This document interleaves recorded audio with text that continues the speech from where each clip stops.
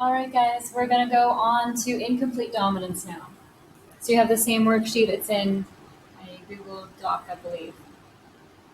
So with incomplete dominance, you have a blending of traits, and you're going to end up with 3 phenotypes now instead of just 2 like we had with the complete dominance type of squares. So now whenever you have your heterozygous, instead of it going towards the dominant trait, it's going to be its own trait. SpongeBob loves growing flowers for his wow. Let me start over there. SpongeBob loves growing flowers for his pal Sandy. Her favorite flowers, pumpkins, are found in red, blue, and purple. Use the information provided and your knowledge of incomplete dominance to complete each section below. Write the correct genotype for each color if R represents a red gene and B represents a blue gene.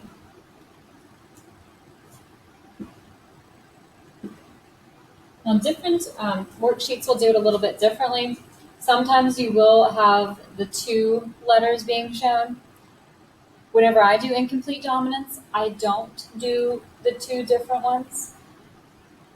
I use the same letter, so I would not use this one. I only use 2 letters whenever there's codominance because that shows me that there's 2 things that are competing, not 2 things that are blending together. So I'm going to change this a little bit. I'm going to use capital R's for red, and I'm going to use lowercase r's for blue, and I'm going to have a capital R and a lowercase r for purple. Whenever we do codominance, like I said, we'll use 2 letters there, but for this type of example, I would just use the 1 letter. What would happen if SpongeBob crossed a pumpkin with red flowers and a pumpkin with blue flowers? Complete a Punnett square to determine the chances of each flower color.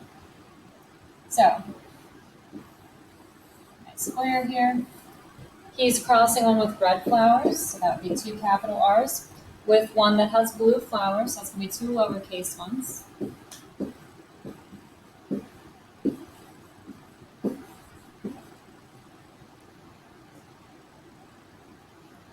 They are all going to be heterozygous, and they're all going to be purple. How many of the plants that have red flowers? 0. 100% would be purple. 0 would have blue flowers. That was a pretty easy cross. Nice way to warm us up and get us back into this. What would happen if SpongeBob crossed 2 pumpkins with purple flowers? So now we're crossing the heterozygous type. So it's going to be 1 of each. And anytime you cross a heterozygous with a heterozygous, you end up with every possibility imaginable. So we're going to have homozygous dominant, we're going to have heterozygous, and we're going to have homozygous recessive. We're going to have red, we're going to have purple, and we're going to have blue.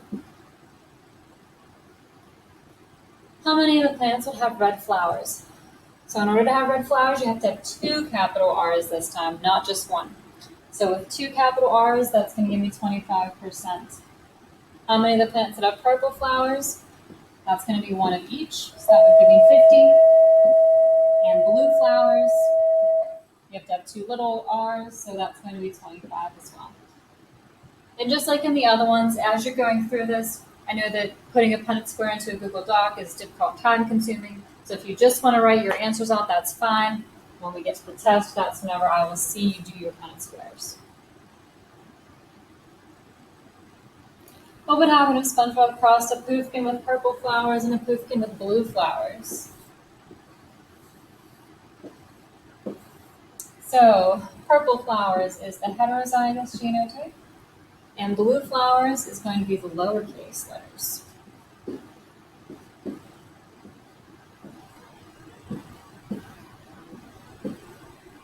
My genotypes are going to be heterozygous and homozygous recessive.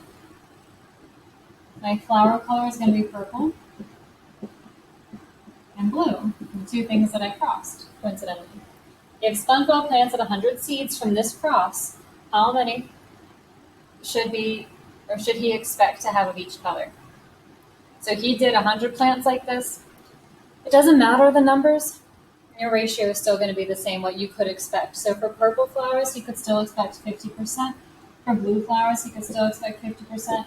And he would expect there to be no red flowers.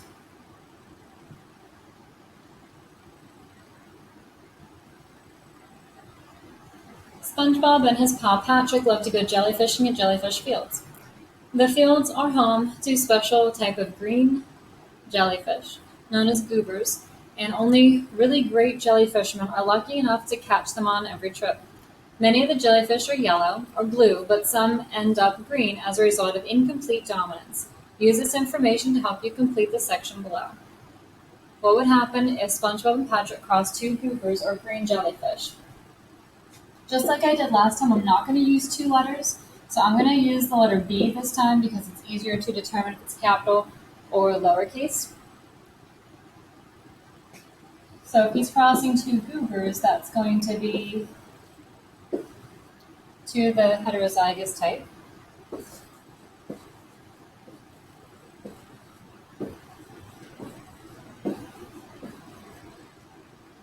And we get all three genotypes. Homozygous dominant, heterozygous, homozygous recessive.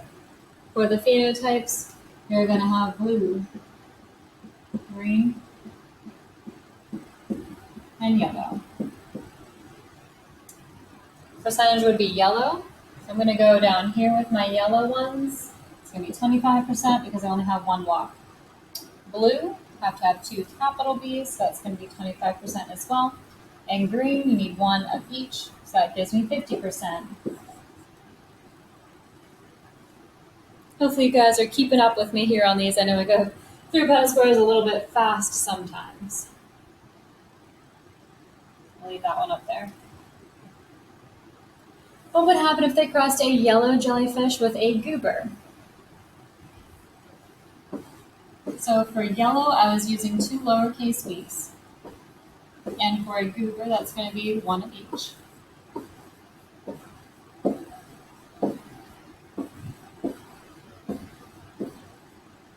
Okay, give the possible genotypes and phenotypes. So I have heterozygous, and I have lowercase, which was yellow. So I'm going to end up with green and yellow ones. Percentage would be yellow. I have two blocks that would be yellow, which means 50%. Blue, I don't have any. And green would be 50 again. When you're looking at your percentages, it should add up to be 100%. If for some reason you end up over or under, then you're wrong somewhere. So that's an easy way to double check yourself to see if you're doing things correctly. I got two more questions to go. What would happen if they crossed a blue jellyfish with a yellow jellyfish? Complete the Punnett square.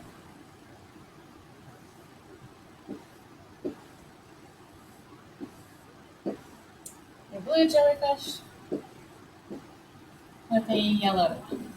If you're getting good at Punnett squares, you can already tell what you're going to be creating here. They are all heterozygous, so they're all green. If 100 jellyfish were produced from this cross, what would you expect for each? This is the cross that I'm doing every single time. I would end up with 100 goobers. I'm not going to have anything for yellow or blue.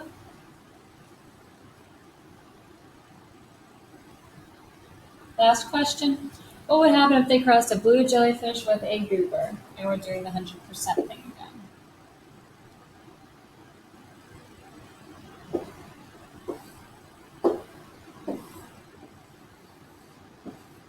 So there's my square. We're going with blue. And a goober, which is one of each.